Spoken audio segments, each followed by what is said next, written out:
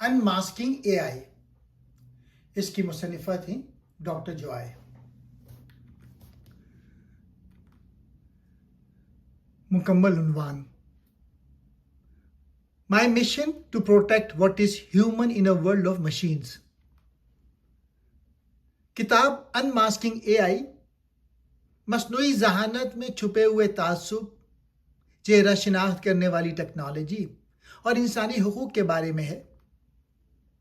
یہ صرف اے آئی کی خامیوں کا تجزیہ نہیں بلکہ مصنفہ کی ذاتی زندگی، تحقیق اور طاقتور ٹیکنالوجی کمپنی کے خلاف جدوجہد کی سچی کہانی بھی ہے۔ کتاب 2023 میں شائع ہوئی۔ جوائے MIT میڈیا لیب میں ایک تعلیمی منصوبے پر کام کر رہی تھیں۔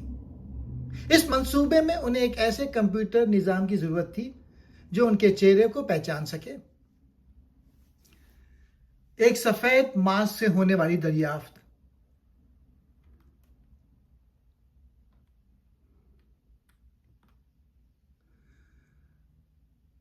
لیکن کیمرے کا سافٹ ویئر ان کے سیاہ فام چہرے کو درست طور پہ شناخت نہیں کر رہا تھا۔ جب انہوں نے اپنے چہرے پہ سفید ماسک پہنا تو وہی نظام فوراً ان کا چہرہ پہچاننے لگا۔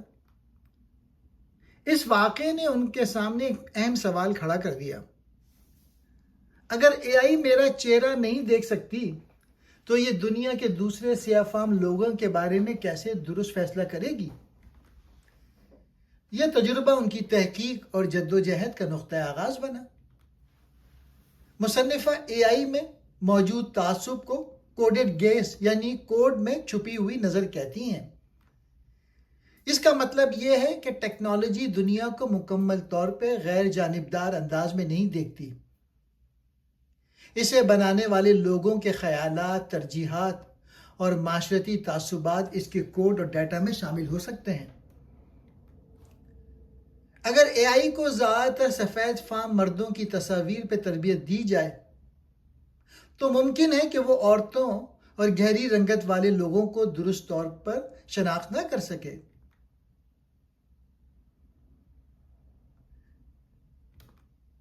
اس لیے مسئلہ صرف مشین میں نہیں ہوتا، یہ اس معاشرے، ڈیٹا اور اداروں سے بھی پیدا ہوتا ہے جن کے ذریعے مشین بنائی جاتی ہیں۔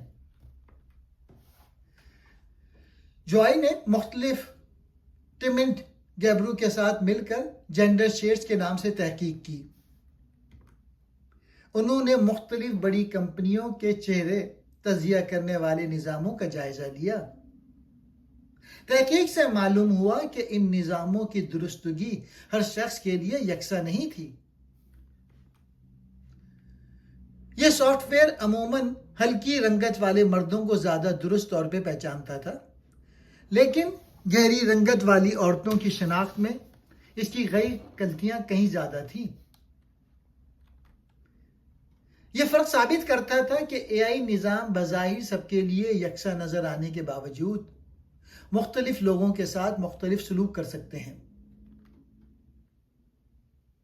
مصنفہ ایک نہایت اہم فرق بیان کرتی ہیں۔ کسی اے آئی نظام کا زیادہ درست ہو جانا لازماً اسے منصفانہ یا محفوظ نہیں بناتا۔ مثلا اگر چہرہ شناخت کرنے والا نظام ہر شخص کو 100% درست پہچاننے لگے لیکن اسے مسلسل نگرانی، سیاسی مخالفین کو تلاش کرنے یا شہری آزادی محدود کرنے کے لیے استعمال کیا جائے تو اس کی درستگی مسئلے کو ختم نہیں کرتی بلکہ زیادہ درست نظام نگرانی کو مزید طاقتور بنا سکتا ہے۔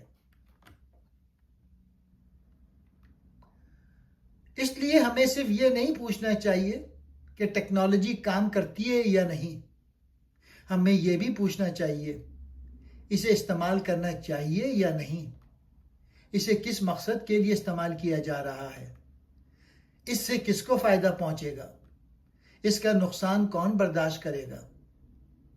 جوئی کے مطابق اے آئی کے خطرات سے مستقبل میں انتہائی ذہین مشینوں کے پیدا ہونے تک محدود نہیں ہیں۔ کمزور اور متعصب نظام آج بھی حقیقی انسانوں کو نقصان پہنچا رہے ہیں۔ اے آئی کو مختلف مقامات پر استعمال کیا جا سکتا ہے، ملازمت کے امیدوار منتخب کرنے میں، قرض یا مالی سہولت دینے میں، مریضوں کی ضروریات کا اندازہ لگانے میں، پولیس کی نگرانی میں، ہوائی اڈے پر شناخت کے لیے، طالب علموں کا جائزہ لینے میں، کرایہ دار منتخب کرنے میں۔ اگر ایسے نظاموں میں تعصب موجود ہو تو کس انسان کو ملازمت، علاج، قرض، تعلیم یا آزادی سے محروم کیا جا سکتا ہے؟ جب کوئی کمپنی یا سرکاری ادارہ اے آئی کے ذریعے کسی شخص کے بارے میں فیصلہ کرتا ہے تو متاثرہ انسان کے لیے یہ جاننا مشکل ہو سکتا ہے کہ فیصلہ کس طرح ہوا۔ اسے معلوم نہیں ہوتا کون سا ڈیٹا استعمال کیا گیا، نظام نے اسے کیوں مسترد کیا، کیا معلومات غلط تھیں، اعتراض کہاں کیا جا رہا ہے، غلط فیصلے کی ذمہ داری کس کی ہے۔ مصنفہ ان لوگوں کو ایکس کوڈڈ کہتی ہیں، یعنی وہ لوگ جنہیں ٹیکنالوجی کے نظام میں مناسب جگہ، نمائندگی یا تحفظ نہیں ملتا۔ الگورتھم جسٹس لیگ اپنی تحقیق کو ایک بڑی تحریک میں تبدیل کرنے کے لیے جوئی نے الگورتھم جسٹس لیگ قائم کی۔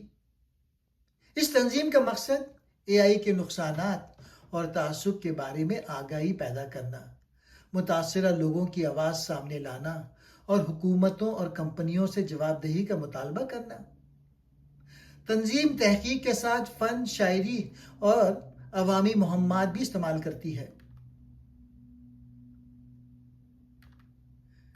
جوئی نے تحقیق کو صرف یونیورسٹی کے مقالوں تک محدود نہیں رکھا، انہوں نے قانون سازی، صحافیوں، فنکاروں اور عام لوگوں تک اپنا پیغام پہنچایا۔ کتاب بتاتی ہے کہ بڑی ٹیکنالوجی کمپنیوں کے نظاموں پر تنقید کرنا آسان نہیں ہوتا۔ کمپنیاں اکثر اپنے سافٹ ویئر کو کاروباری راز قرار دیتی ہیں۔ متاثرہ لوگوں کو الگورتھم، تربیتی ڈیٹا اور جانچ کے نتائج تک رسائی نہیں ملتی۔ مصنفہ کا کہنا ہے کہ جو نظام لوگوں کی ملازمت، آزادی اور بنیادی حقوق پر اثر انداز ہوں، انہیں صرف کمپنیوں کی مرضی پر نہیں چھوڑا جا سکتا۔ ان کی آزادانہ جانچ ہونی چاہیے اور کمپنیوں کو اپنی ٹیکنالوجی کے نقصانات کی ذمہ داری قبول کرنی چاہیے۔ کمپیوٹر کو عام طور پہ جذبات اور ذاتی رائے سے آزاد سمجھا جاتا ہے، اسی وجہ سے لوگ اس کے فیصلوں پر جلد اعتماد کر لیتے ہیں۔ اے آئی نیوٹرل نہیں ہوتی، لیکن اے آئی ماضی کے انسانی ڈیٹا سے سیکھتی ہے۔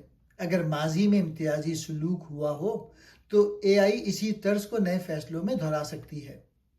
یوں ایک پرانا تعصب جدید اور سائنسی فیصلے کی شکل اختیار کر لیتا ہے۔ مشین کا فیصلہ ہونے کا مطلب یہ نہیں کہ فیصلہ لازماً درست، سچا یا منصفانہ ہے۔